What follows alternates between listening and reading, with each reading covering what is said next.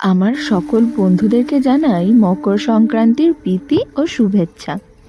দেখো, আজকের দিনে কিন্তু অবশ্যই সন্ধেবেলা পিঠে করে খেতে হয়।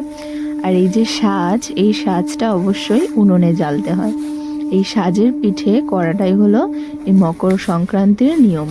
আর তারই সাথে সাথে আরও অনেক রকমের পিঠে করা হয়। পিঠে তো প্রায় হাজারো রকমের রেসিপি রয়েছে। আমরা আজকের দু রকম পিঠে করেছিলাম, সাজের পিঠে আর তার সাথে হয়েছিল ডালের পিঠে।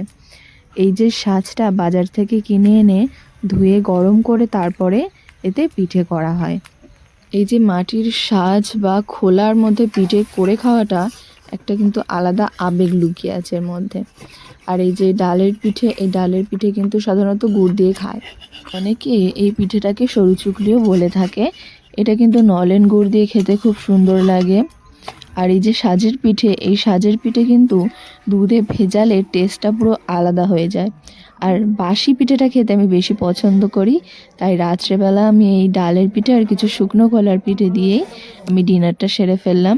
তোমরা কারা কারা নতুন চালের পিঠে খেয়েছো অবশ্যই কিন্তু কমেন্ট করে বলবে।